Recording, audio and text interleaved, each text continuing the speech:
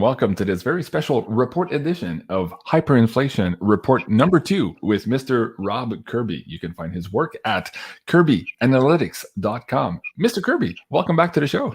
Oh, pleasure to be with you again, Jean-Claude. I'm excited to have you on. And just as we were going live here, you and I were kind of reminiscing on all the crazy things that are happening here in Canada since the last time you and I spoke. And we had quite some fun the last time talking about the houstings and the political trail of Mr. Trudeau during the last election. But that's going to be for another episode, maybe, so we don't get in too much trouble. Actually, here. Jean-Claude, since we last spoke, I managed to have a dinner with Chris Sky, who was actually a very interesting fellow. Yeah. And we managed to have a dinner in a restaurant at an undisclosed location where we didn't have to wear masks. Wow. That's interesting. Just throwing that out there. You're such a rebel, Mr. Kirby. Watch out, man. Anyways, there's Chris there. Hopefully one day I can get him on too. Probably not here on YouTube. That's going to be impossible, but maybe on our private server. It'd be fun to get him on. There's a lot going on here, and he's been on the forefront of this fight for sure. In the conversation today about this hyperinflation report number 2, I'm excited to have you on, and I think we have great timing here. Let me bring up this poster. This was posted on Zero Hedge earlier this morning, and of course this was Janet Yellen facing the nation and of course lying about inflation. So we've got the boiling frog jumping out of the water here. Where do you want to start, man? There's so much happening here with the balance sheet, all of these rumors of tightening, and we're seeing the issues with the bond debacle in China. It seems to me, as we're seeing in this picture here, that everything is, in fact, coming to a boil at the same time. So the microphone's yours here, Rob. Let's try to dive deep into this and share with the audience here what you think is really happening in this crazy world of ours. Well, the messaging coming from central bankers, whether it's in Canada or the United States or anywhere else in the Western world, the messaging is that inflationary pressures are a temporary phenomena. I think the speak that they're using is that it's transitory. Mm-hmm. I know that the central bank head in Canada has indicated and is speaking as if we're going to have 5 interest rate increases between now and the end of next year. I find that a little hard to wrap my head around. I don't believe that will actually occur, but I'm not saying that they won't keep up the rhetoric or the threats or I don't know. I call them insults at this point, insulting us by saying that rates are going to go higher. Mm-hmm. When, in my view, there's no way they can raise rates without absolutely deep sixing the economy. And not that the economy is doing great right now, but raising rates 2 or 3 times would absolutely bury the economy in my books. So I think the real issue is there's cliche saying, listen to what I say, but pay closer attention to what I do. Mm-hmm.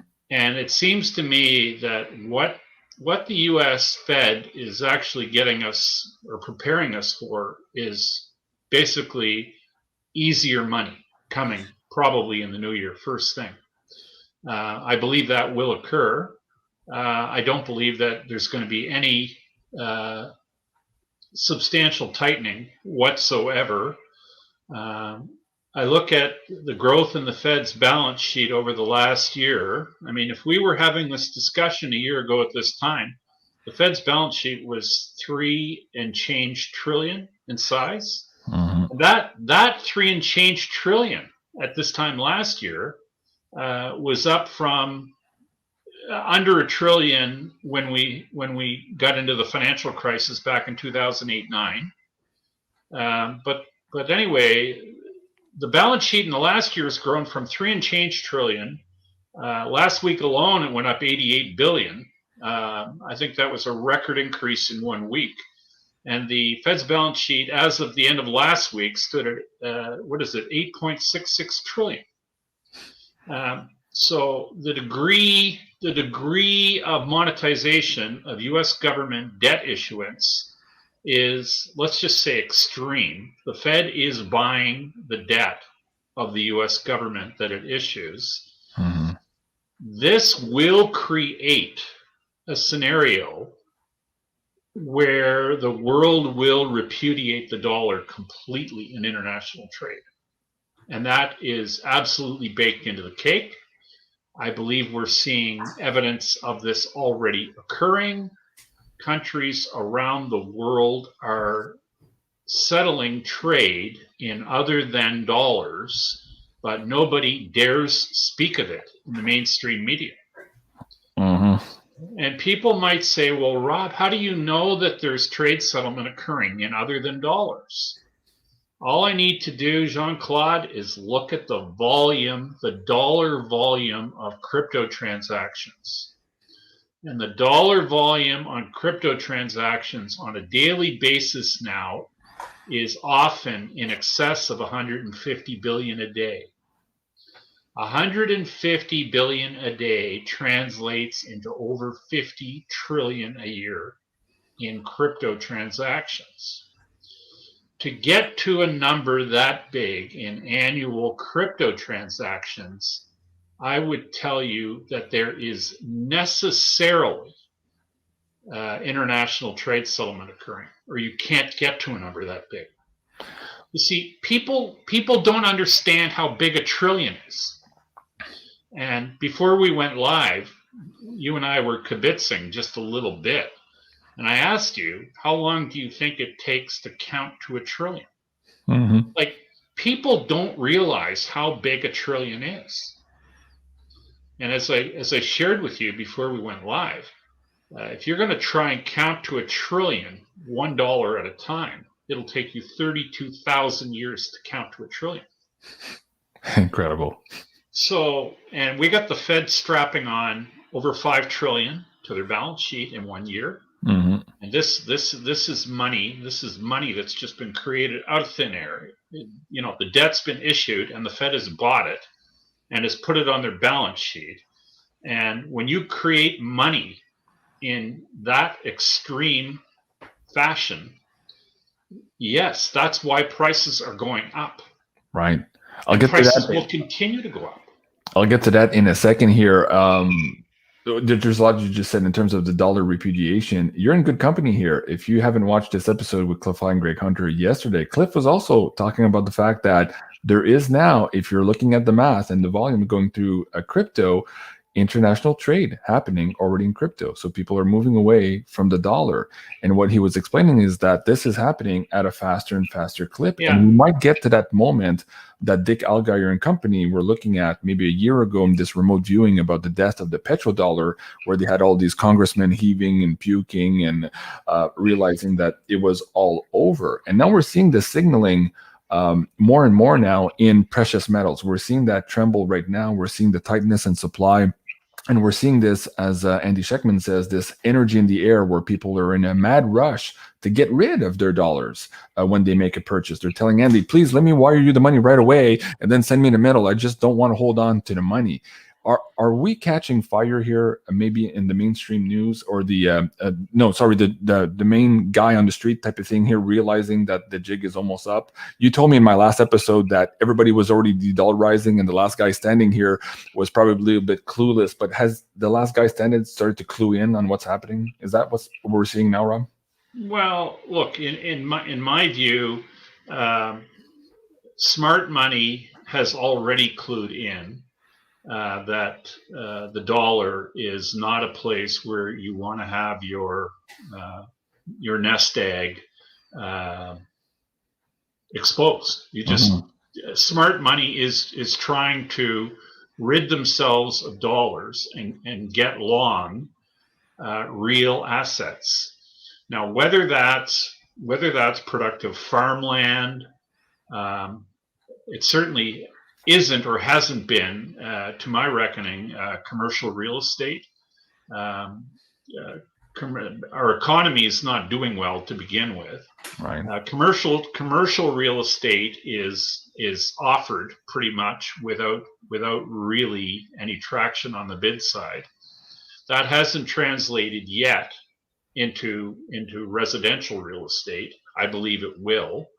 And I also believe that as the dollar gets shakier and shakier, and as the Fed continues to monetize more and more debt that the U.S. federal government issues, the dollar and banks are going to basically start to withhold credit. And the reason why banks won't participate in loaning money when the currency is going to, in my view, absolutely do a major meltdown. Mm-hmm. And the reason why banks will withdraw credit from the markets is that they don't want to get repaid in devalued dollars when they get repaid, or if they get repaid. So you see, at some point, Jean-Claude, the banks who have been anti-metal and the banks who have been anti anything that's contra the dollar, whether it's crypto, whether it's precious metal, they basically signed a pact where they promised each other they won't buy these things. They won't buy metal. As far as I'm concerned, the last financial institution that really got long metal was Bear Stearns, and look what happened to them. Yeah. So, and Bear Stearns learned a lesson, and they paid for it with their very existence by getting long metal. That's why they were chosen for extermination back in 2007. Mm-hmm. And that's a contribute to what many people believe happened to Bear Stearns. But lo and behold, I mean, Bear Stearns was ultimately wrapped into J.P. Morgan for nothing. And when the two books were commingled, J.P. Morgan's serial short of metal futures reduced. So the only way you can have a reduction when you add something to a position that is serially short, and the short gets much smaller, you've added a long. So they were long metal, and they were chosen for extermination specifically because they were long metal. You see, because everyone thinks that Bear Stearns went out of business because they were long subprime AAA rated debt that failed. First time in the history of credit markets, of course, AAA failed. Nobody likes to talk about that fact. But I mean, the whole issue with AAA failing, and then for the gurus in the financial press, the mainstream financial press, or the legacy financial press, for them to say that Bear Stearns failed. I mean, Bear Stearns was loaded to the gunnels, yes, with AAA rated subprime paper that failed. But so was Goldman Sachs, so was Merrill Lynch, so was Morgan Stanley. But it was Bear Stearns that was chosen to fail. They were chosen precisely because they were long metal. Okay, they weren't part of the club. And they got very upset back in the days of the long-term capital debacle, because they grumbled and complained, because they knew in that time, they knew that the whole long-term fiasco and why it had to be bailed out in secret was because there was a metal play involved where the Bank of Italy had leased gold and taken the proceeds and invested them in long-term capital. And then when long-term capital went under, because they made a huge leverage bet in Russian debt, and Russia defaulted on their debt, and that's what took down long-term capital. And of course, then the secretive meetings occurred. They were arranged at the offices of the New York Federal Reserve, with the point man for the workout. The secretive workout, of course, was Jim Rickards, who was the legal counsel for long-term capital at the time. And Bear Stearns was the only dissenting voice when everybody at the table, all the stakeholders in long-term capital, were told they all had to take a haircut, and it all had to be done in secret. And the guys at Bear Stearns knew that the reason it was being done in secret was because there was a gold trade involved where the Bank of Italy had leased their gold and put the proceeds with. And of course, who was Long-Term Capital's financial advisor? And the Bank of Italy's financial advisor. And who was the finance minister of Italy? Well, the Italian finance minister was a guy named Mario Draghi. Draghi, yeah. And his financial advisors were Goldman Sachs. Yeah. And you see, Italy was having trouble qualifying financially for the euro. Enter the EU, yeah. Yeah, and the whole deal about getting in or qualifying for inclusion in the euro were conditions that were laid out under a financial agreement called the Maastricht Treaty, which was these conditions were established in the early 1990s, and failure to conform to Maastricht Treaty guidelines is what got Britain knocked out of it was called the exchange rate mechanism, or the ERM. I remember this well because I was in capital markets and working on a trading desk back in that time frame, and I remember it very well. So it's funny, these arcane things, the way they stick in your mind. Anyway, these guys at Bear Stearns, they got very cranky when they were told they had to take a haircut, and they said, "Why should we take a haircut? Because you guys were screwing around in the gold market." That was their position. Well, that's not being a good player in the global. It wasn't a good club member. Yeah. No, you're not a good club member. Yeah. So you get a little red star beside your name, because the communists who run global financial affairs don't like it when they're outed, and Bear Stearns was certainly outing them, or trying to out them. Anyway, they paid dearly for it about 8 years later, because in 2007 they were chosen as the sacrificial lamb, and they got to burn on the cross, or get nailed to the cross, or whatever, however you want to say it. They were a sacrificial lamb. Yeah. And Goldman Sachs and Merrill Lynch, of course, was wound into Bank of America. Goldman Sachs was bailed out through a shenanigan of what they had insurance contracts with AIG. AIG was insolvent and couldn't honor the insurance contracts that they had written for Goldman Sachs. And so they bailed. The feds bailed out AIG so that they could make good, so that Goldman Sachs didn't go down. But the whole investment banking community was poised for a daisy chain domino collapse, like a string of dominoes. And out of that whole effort, we had Bear Stearns selectively executed, because they were long metal and weren't a good team player. And Lehman Brothers, and I love the way people refer to this whole financial crisis back in the 2007 to 9 timeframe. I hear it referred to all the time as the Lehman moment. The Lehman moment? Really? Is Christmas Day the Rudolph moment? Not quite. I mean, really, give me a break. And to say that the 2007 to 9 financial crisis was the Lehman moment. AAA credit failed. First time in the history of AAA credit failing. And when AAA credit fails, paper markets, as in commercial paper, commercial paper acts in our financial universe like blood in our body. If you don't have blood in your body, you're dead. And if you don't have a functioning commercial paper market in a capitalist economy, it's dead. Dead on arrival. It's gone. And the reality is AAA failed. First time in the history of credit markets. Nobody knew what a safe investment was anymore. And so the paper markets ground to a complete halt. And banks didn't want to lend any money, because nobody knew if they were ever going to get repaid on anything, because AAA had failed. You see, AAA is the bedrock on which everything in our financial universe is built on. It's the bedrock.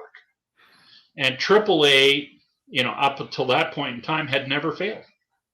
AAA can get downgraded to AA or single A, but and I have said this before in other interviews.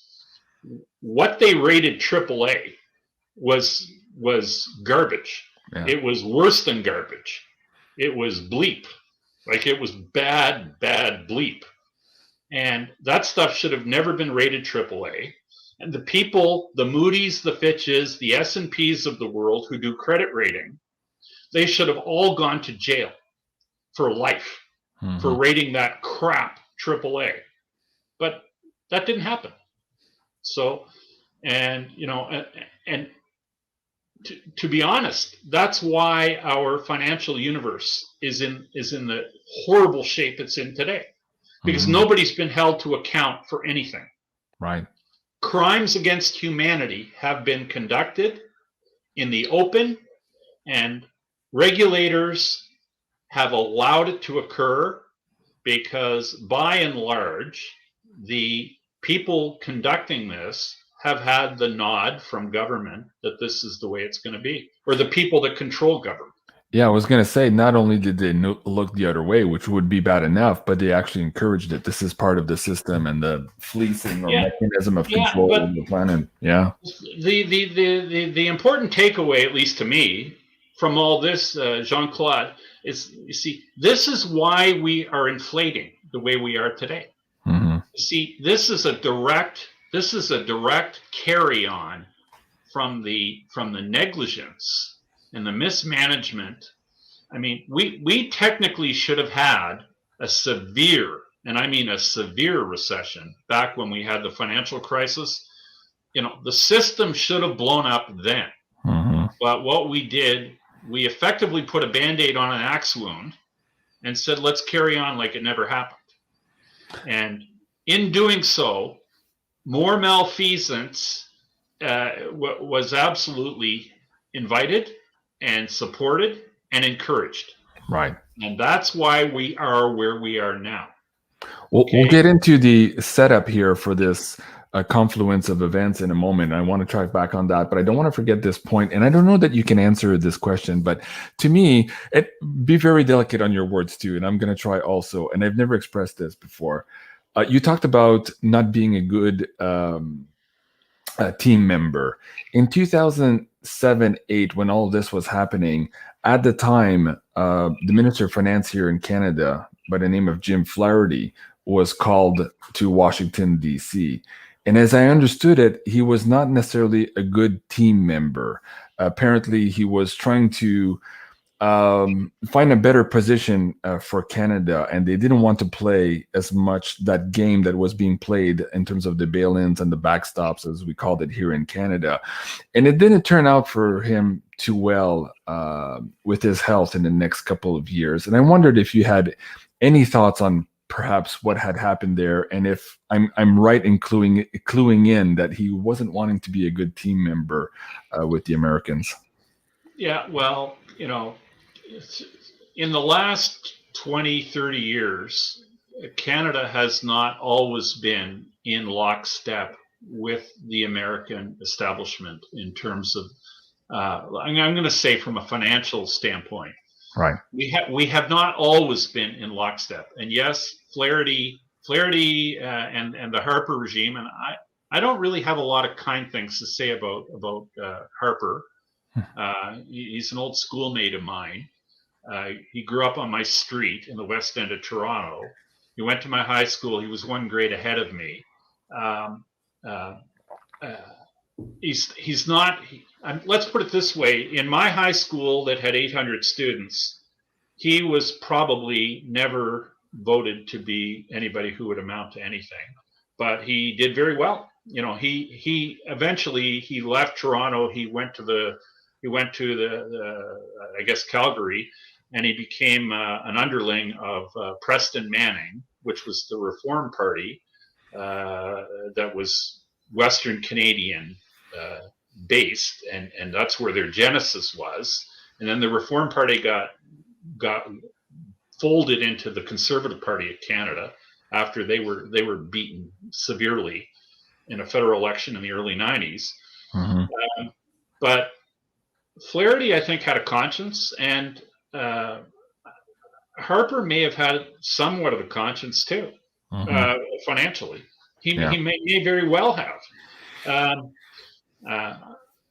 But I mean, we have had episodes in the last 30 years in Canada where we have departed from, let's just say, guidance emanating from the Federal Reserve, where we've gone on some very, very stiff inflation control, raising rates, short-term rates. On a couple of occasions, I remember rates being raised dramatically in Canada when they weren't raised in a similar fashion in America. And that this has periodically wreaked havoc on our currency. Not being this whole idea of not being a good team player and not being in lockstep, which is a word we hear bandied about quite frequently in the world today. It doesn't leave you in the good books of the people who really control the shots or call the big plays on the global stage financially. And it leaves you let's just say, very vulnerable if you're not on the right page.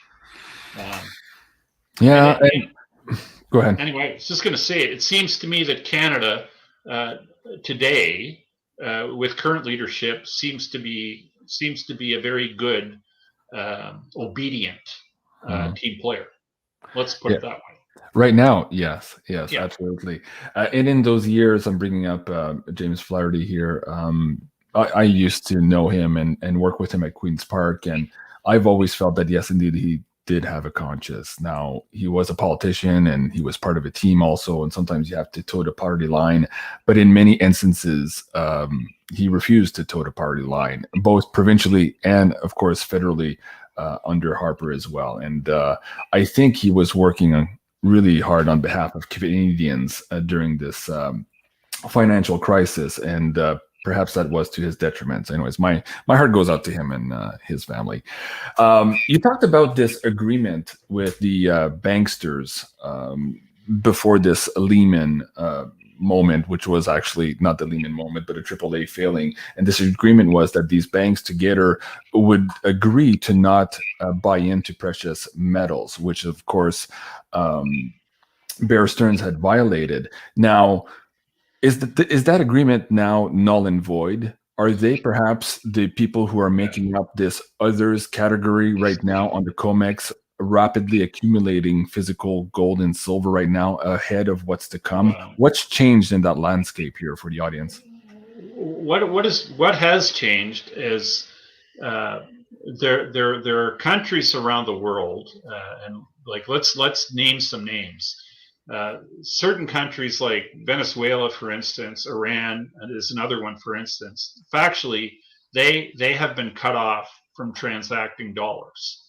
They've been excluded from what's called SWIFT, which is an international payment system that's dollar-centric, which is controlled by the Fed and the European Central Bank predominantly as the two key players, but strongly and most heavily influenced by America. And America has basically decided that Venezuela and Iran to be punished as a means of punishment cannot settle dollar transactions through the international payment system to settle international accounts. So with necessity being the mother of all invention, and with Iran and Venezuela chiefly having energy that China needs, the oil continues to flow. And despite what anyone else may say to you regarding international trade, oil continues to flow from Iran and from Venezuela, chiefly to China, who needs that. But dollars are of no use to either Venezuela or Iran. And so how do you think they're settling their oil trades? They're settling them in crypto. And how do I know that? Look at the dollar volume of crypto. Mm-hmm. $50 trillion annualized run rate on crypto transactions. The only way you get to a number that big. You see, let's look at it this way.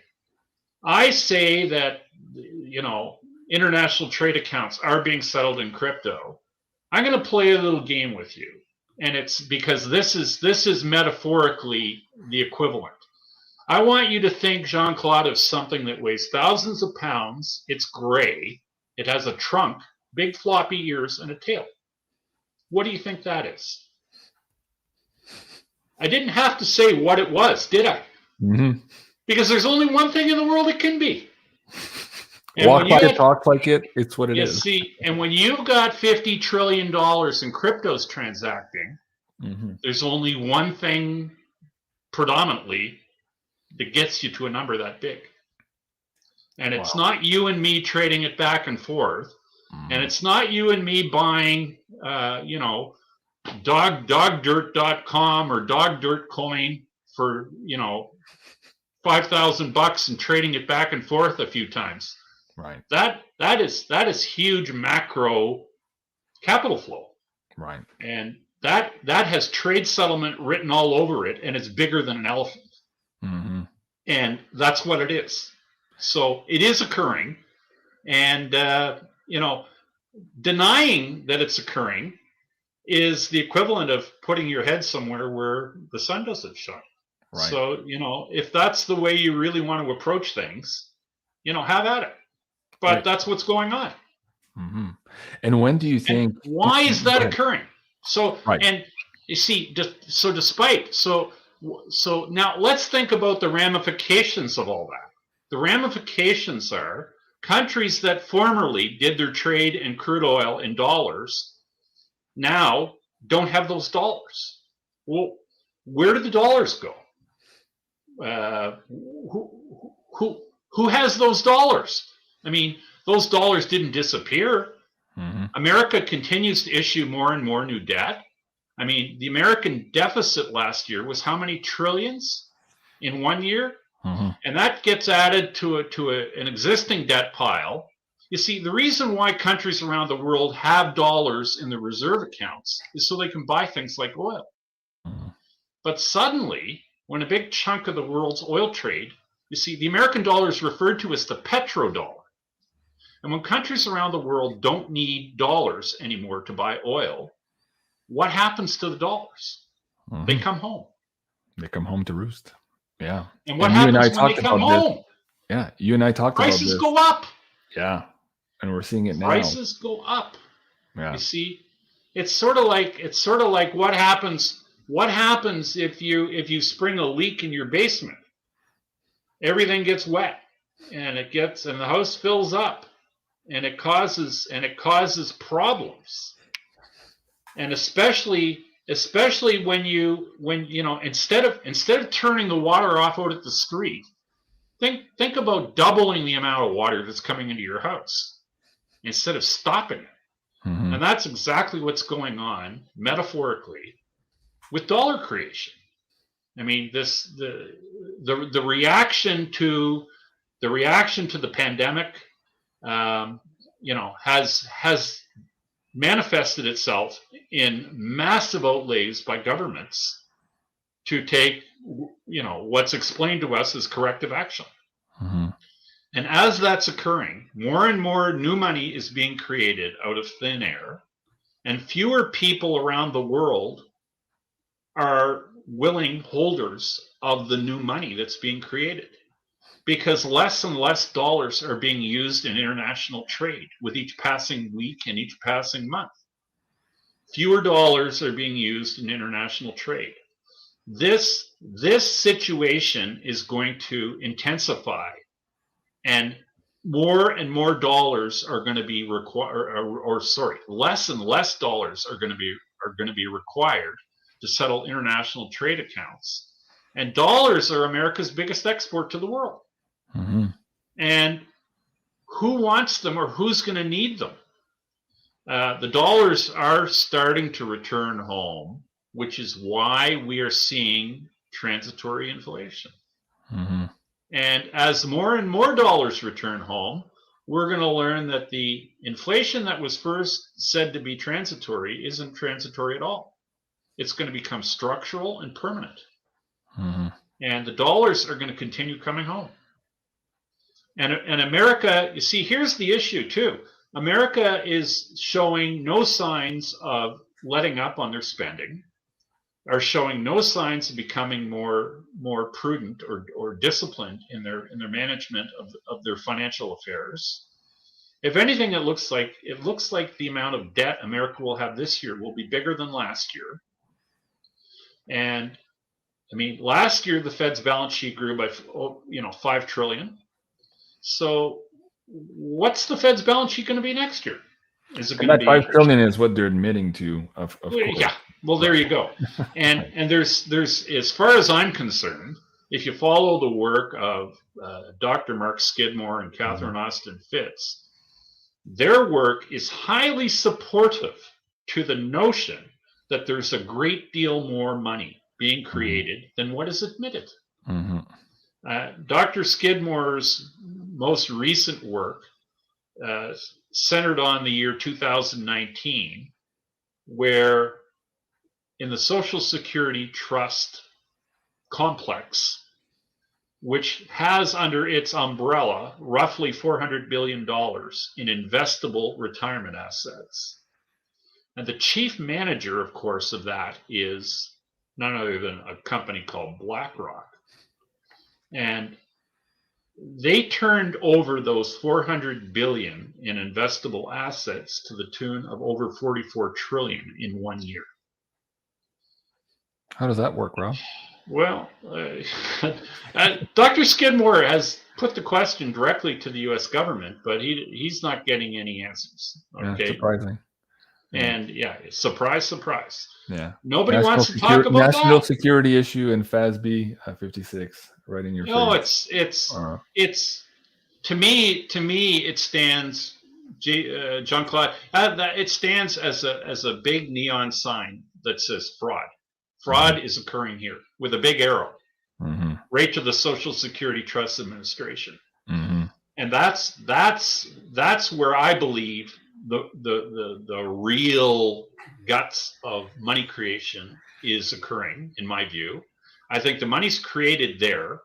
I think the money is then housed in let's say hidey holes like the Exchange Stabilization Fund, which I talk about at length and have for many years. But nobody else likes to talk about that, because if you work for anybody instead of yourself, talking about the Exchange Stabilization Fund, if you wear a pinstripe suit to go to work, you're going to get fired, because that is not admissible to be discussed or talked about anywhere. Not in the genteel, civilized world. Right. Bad teammate, Mr. Rob Kirby. You're a bad teammate. I am a bad teammate. But that's okay. I'm used to being a bad teammate. Where do we go from here, Rob? You and I talked about this, of course, when it hit the news that this was signaling something that in your mind had already occurred. We were already seeing this international trade being done with gold, silver, and crypto. But the rest of the world hasn't really been told the news yet that the petrodollar is actually dead. We're seeing the results of it now. This hyperinflation, as you're saying, it's not transitory. It's absolutely permanent, and it's going parabolic here as we speak every day here moving forward. So where does this all end? Do we have to come back to a moment where to bring back some level of confidence in the dollar? Are we going to see a rebacking of the dollar here with gold, maybe silver, maybe something else, to maybe finally end this 50-year of temporary suspension from the gold standard? How do you see that happening? Well, my view is that ultimately humanity will be forced back to some semblance of honest money, and exactly what the makeup of that is going to be, Jean-Claude, it's open for debate. Now, my feeling is we could very well end up for a period of time using cryptocurrencies as the world's reserve.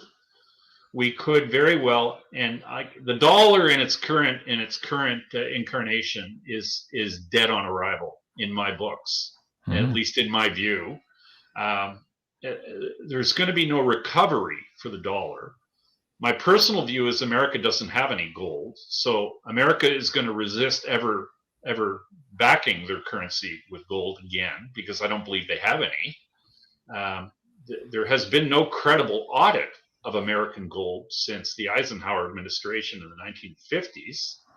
So, there's a reason why there hasn't been a credible audit. And in my view, it just reeks of the notion that they don't have any, or they certainly don't have the amount they claim they have. America claims to have over 8,000 metric tons of gold, and I don't believe they have any. Right. So, and other than what they can scrape together on an annual basis, to run their Gold Eagle and Silver Eagle programs. Or maybe stealing gold from Ukraine and other places. Well, you never know, because because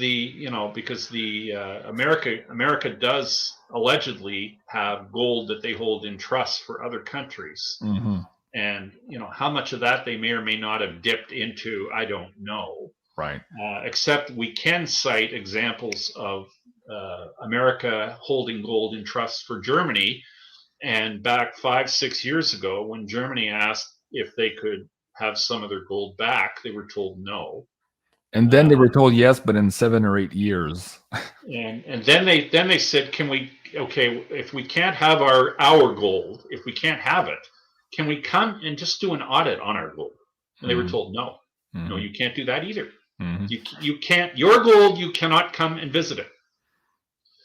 So, but hey, that sounds a lot like today when you have a sick relative in the hospital and you say, can I come and see them? And they say, no. Nope, not allowed.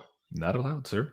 And don't ask questions. Right. Good day, sir. Good day, sir. You just mentioned that the Americas here, maybe the United States, if they don't have gold, they'd resist to any movement to reback or to go back to any type of sound money. Yet there are some analysts who are looking at the situation here with Evergrande in China, and perhaps this is a different can of worms altogether. Maybe China, seeing as they do have physical gold and silver, maybe they would be more willing here to look at a repricing of these assets in order to maybe shore up the damages that are being caused here by the Evergrande bond debacle. What are your thoughts on that? Like, to clear the air on what I think about the Evergrande situation. Evergrande, as far as I know, has never been rated AAA. Okay? If the world can survive the AAA subprime debacle, which it did, through chicanery, I'll admit.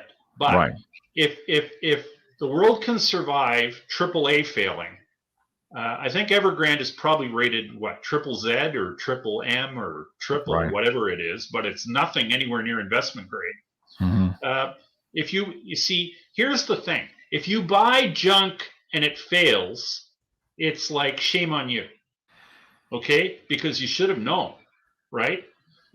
Like if you buy a load of manure and you end up putting it in your garden, then so be it. Like, you're not going to take a load of manure and put it in your freezer and try to serve it, to people for dinner, because you know what you have. And that's what Evergrande is. So to me, it's buyer beware. And people shouldn't be shocked if something rated triple C fails. And that's probably what it is, if it's triple C. Right. Well, in this last news article here, this is the 28th of September, so there might be more since then, but they were downgraded to C here on the 20th. Yeah, well, that's non-investment grade, okay? Right. You see, so trying to make the comparison between Evergrande and what happened in America in 2007 to 9, understand there's a big difference between C and AAA. The difference is huge. The difference metaphorically between C and AAA is the difference between an elephant and a mouse. And like I don't find a little gray mouse all that dangerous or threatening. But a a herd of charging elephants is something completely different.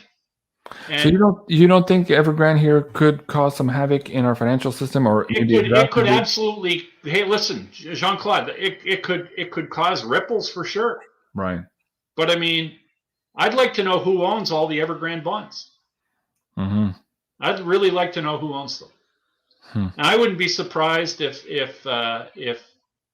America might own a lot of them. If the Exchange Stabilization Fund might have their name on a whole bunch of them. Right. Expressly for the purpose of having some financial levers they can pull on China. And Australia. And well, exactly. But right. I mean, let's put it this way.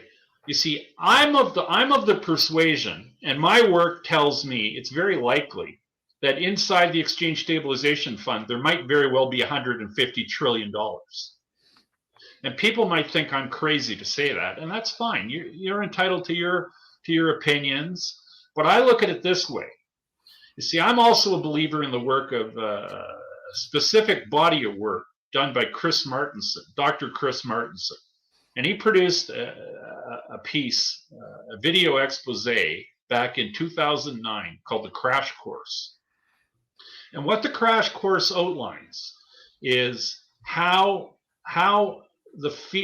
fiat money with compound interest behaves over its life cycle. Mm-hmm.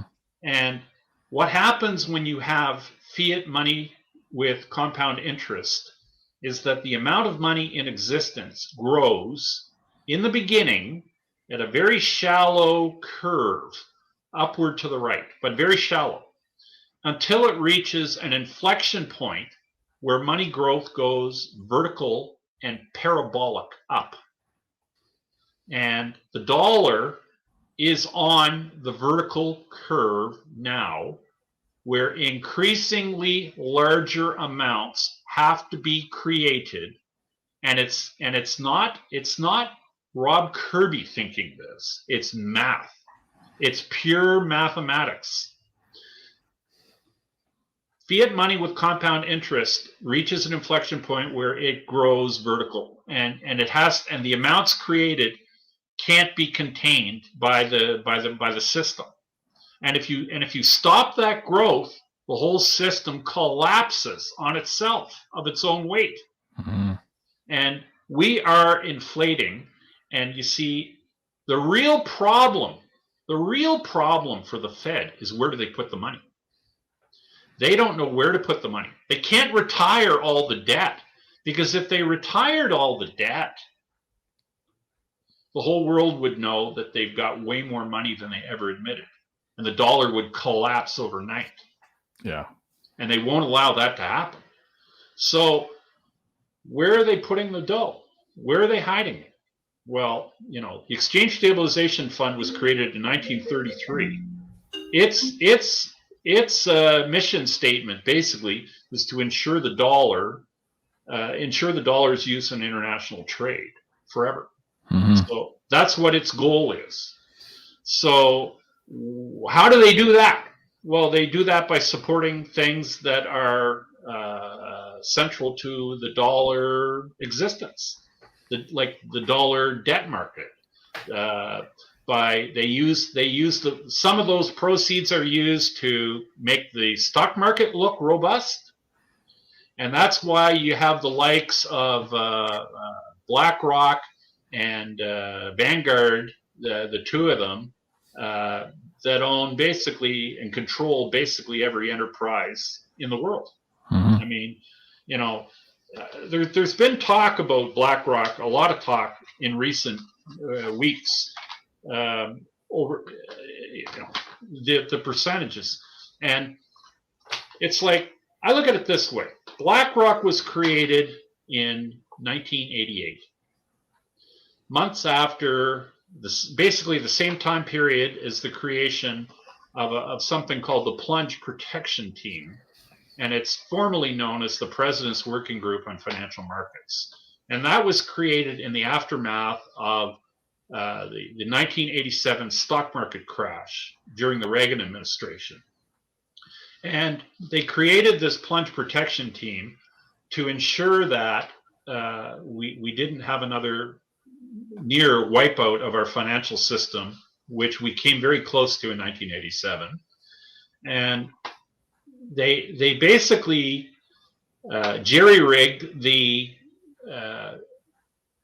bond markets through the proliferation of interest rate derivatives, where banks have, I refer to them as the Magnificent Five, which would be J.P. Morgan, Bank of America, Citibank, Morgan Stanley, and Goldman Sachs. These five institutions in America have derivatives books, which are probably at least 80% composed of interest rate products. But these five institutions, either now or in the recent past, have had books as big as 50 trillion each, and some bigger. So they garnered or gained control of the bond and the interest rate complex through the interest rate derivatives.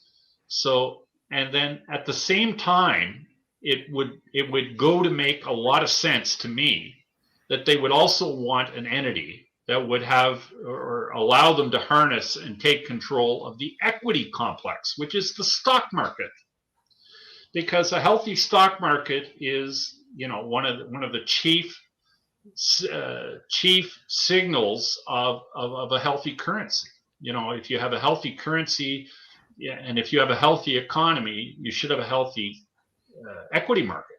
All right. And so I find it very interesting that BlackRock was created basically in the same breath as the creation of the President's Working Group on Financial Markets, or the Plunge Protection Team.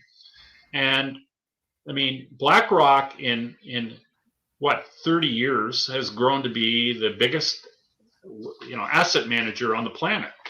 And they, along with Vanguard, who are connected at the hip, like the biggest holder in BlackRock, the biggest single owner in BlackRock is Vanguard, and the biggest single owner in Vanguard is BlackRock. So these two things, it's hard to tell them apart.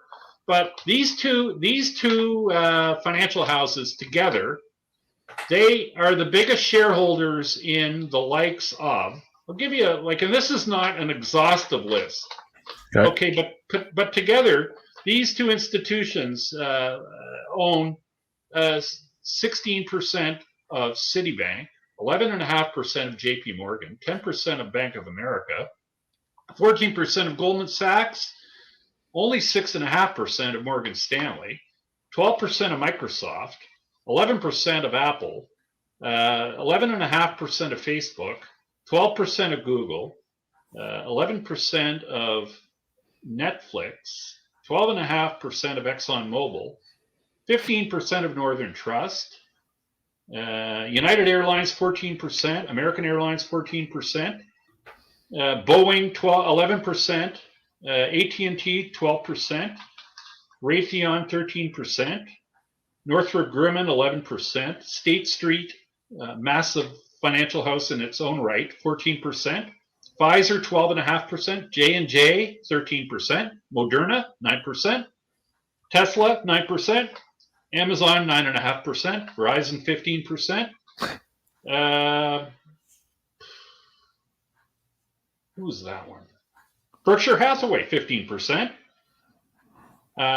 Basically, the death industry, which is all the huge companies that control the funeral homes and anything to do with the death, they own like 25 and 26% of the biggest companies that do that.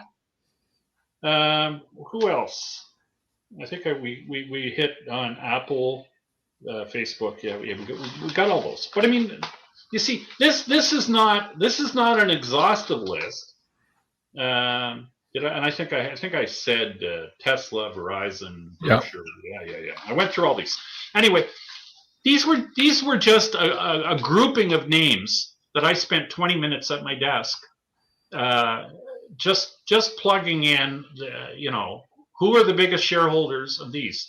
So, and you'll find that just about any company you can think of under the sun, you're going to find that BlackRock and Vanguard are the number one and number two shareholders of everything on the planet.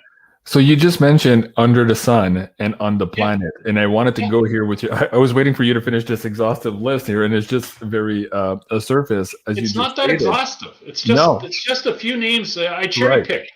But, and it's still very interesting. And I wanted to ask you, it wouldn't be a woo-woo show if I didn't ask you this question. You said earlier, where are they putting all this money?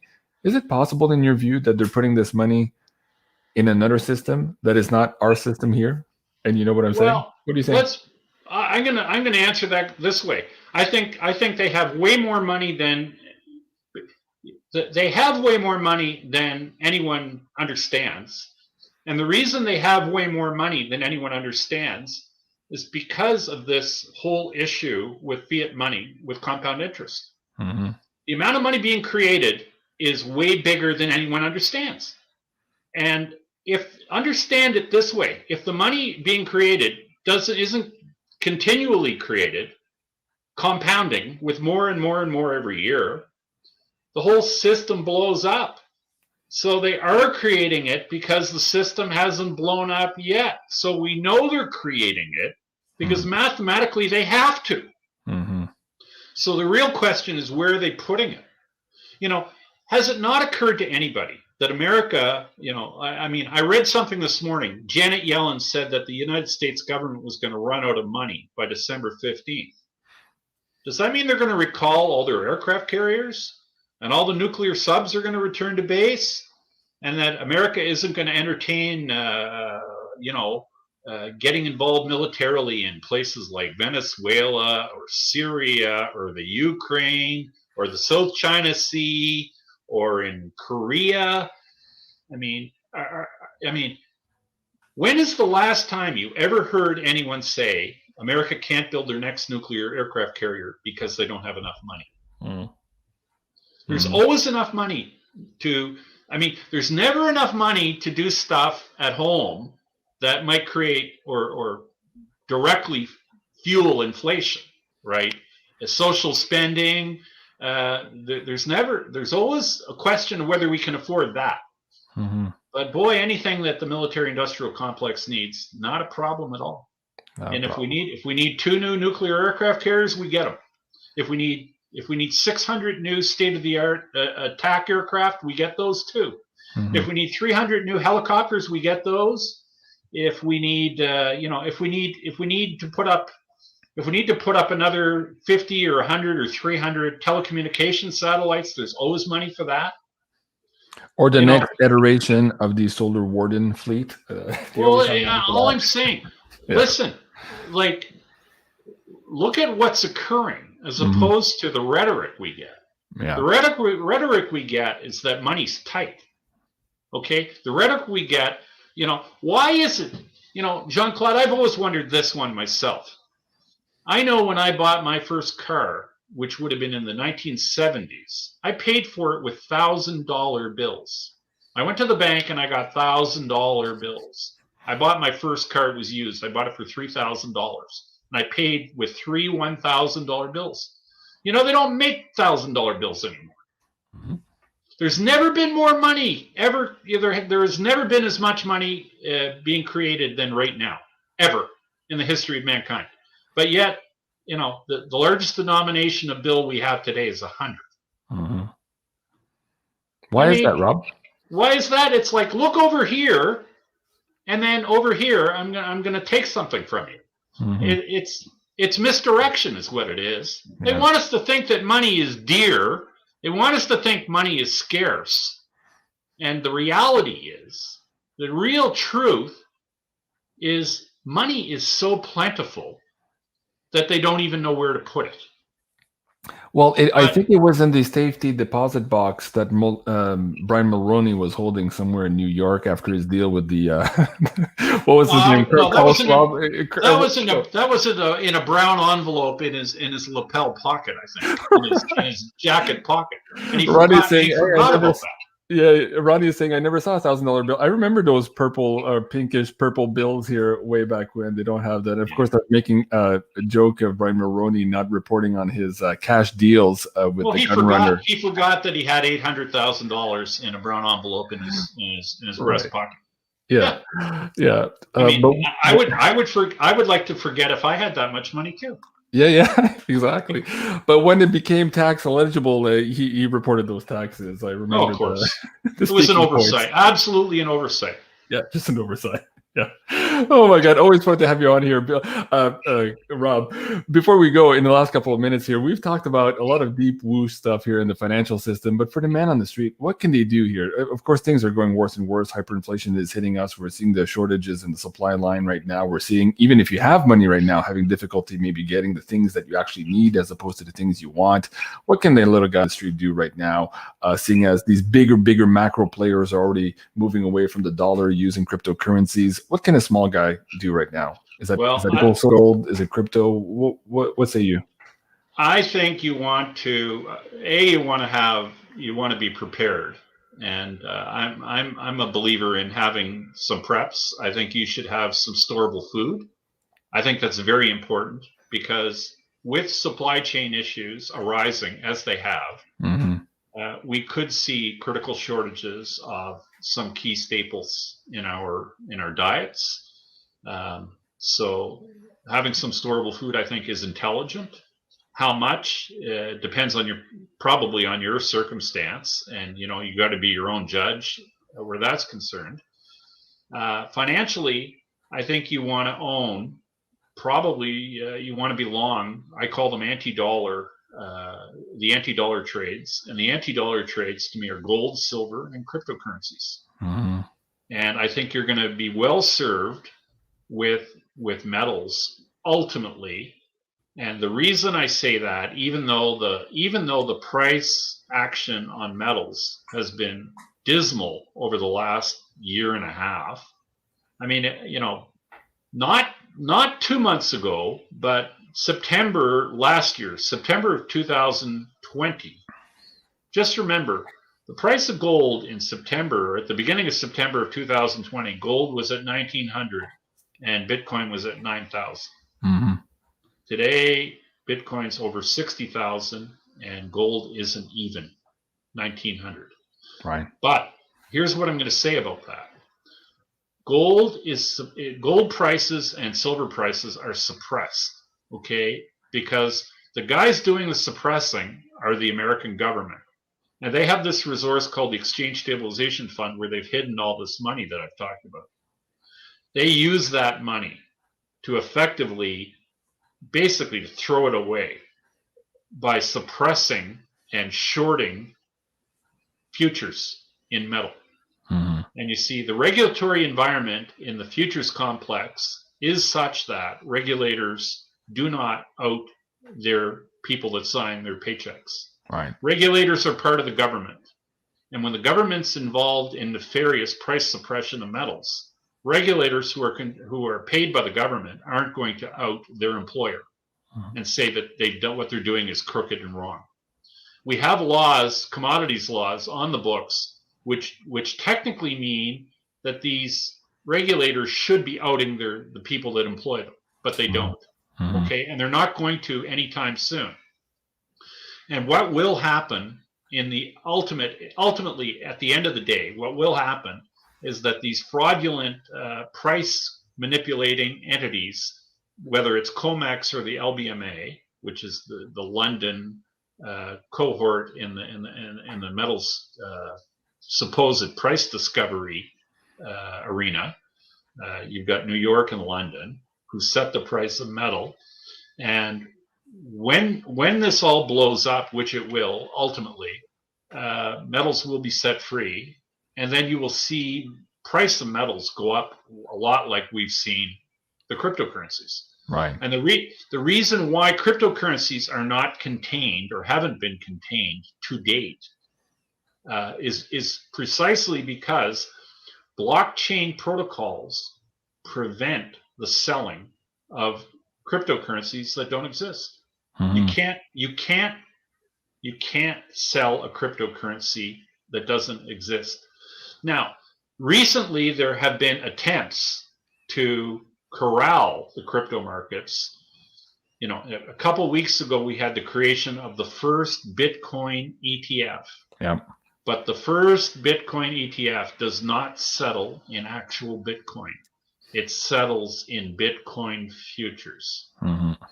What they're trying to do, hoping that nobody's paying attention, they're trying to corral the Bitcoin or the crypto prices using the same nefarious means they used to corral metal, namely futures. You see, and how do we know that that's occurring in metals? Because to begin with, there's a huge departure in physical metal price over what the futures price is. The two of them almost don't know each other.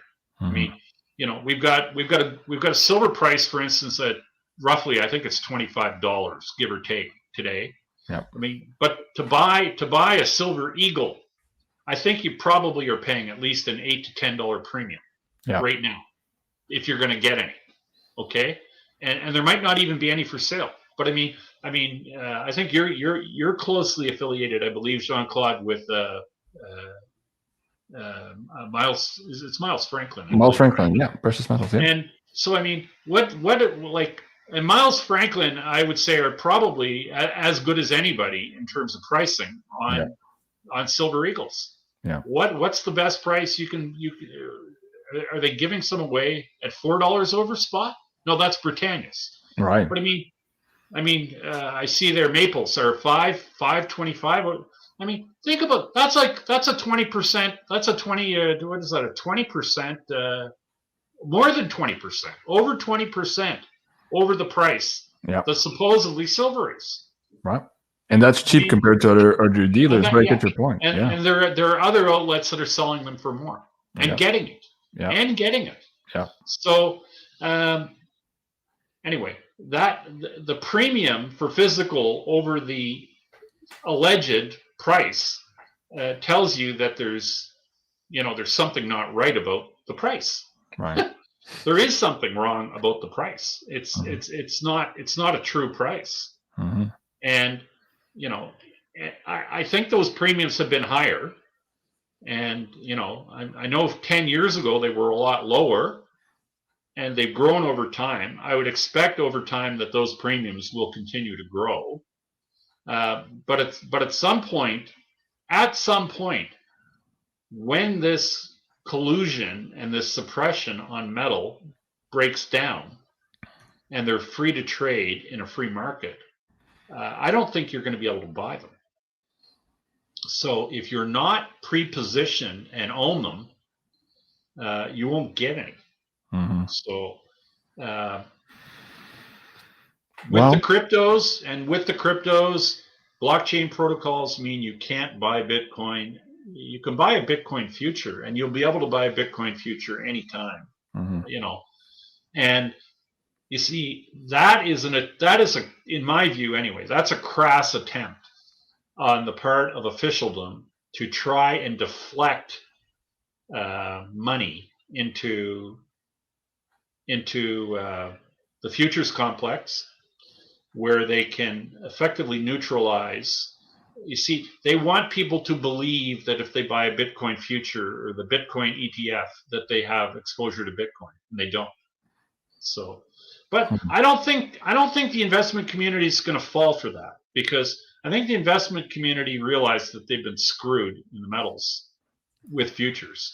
Mm-hmm. And I think ultimately the Bitcoin ETF, futures-based ETF, will fail, because it just won't. It's not going to gain traction. I don't believe, not in the way it needs to have any kind of a long life. Well, everything is failing, and we started a conversation with this interview with Cliff, and guys, go check it out. But in here, Cliff was also talking about not just crypto, but physical gold and silver. But he was talking about the word unobtainium here in US dollars, meaning that nobody would want to sell any of the gold or silver or crypto for US dollars. So there might be a period of time here where it's difficult to get those assets, as Rob is saying. So do go check that out. I just put in the live chat now my Telegram account. I see a lot of people are asking for my Telegram account. Yes, I do post all my upcoming shows there as well, so you guys can check that out. If you're looking for physical gold and silver, please do try the link here, and these are the discounts afforded to the Beyond Mystic audience. You can find that at beyondmystic.net/silver. And as Ronnie was saying in the chat here, yeah, get it while you can. There's some tight supply here happening. I'm getting our friend here, Craig Hemke, is coming on the show tomorrow to explain what's happening here with options expiration. So that's going to be a great conversation. I'm also getting Andy Sheckman back on the line tomorrow afternoon to talk about the tightness in supply and what's been happening here at the Royal Canadian Mint and also at the US Mint as of late. So you guys don't want to miss that. Thank you so much, Rob. What a conversation here today. There's a lot for us to digest. And I think at the end of the day, you're giving great advice here. It's all about being prepared, and start being prepared here in the mindset. You really have to look at things and not put your head in the sand, as you said. Because with your hand in the sand, you don't see that tsunami coming, and that tsunami is coming. Clear is that elephant, as you just described here, when you can smell it and see it and feel it with every bone of your body. You know it's there, even though the mainstream media are not telling you. So we are looking at some difficult times ahead here, and we hope that all of you watching the show can get a little bit of information here to give you some insights on how to protect yourself, your wealth, and your family here moving forward. So thank you so much, Rob. First of all, guys, you can find his work here at KIRBYanalytics.com. And this was another episode of the Hyperinflation Report with Mr. Rob Kirby. I'm Jean-Claude BeyondMystic. Thank you so much, everyone, for joining. Have a great day, and we'll see you soon. Au revoir.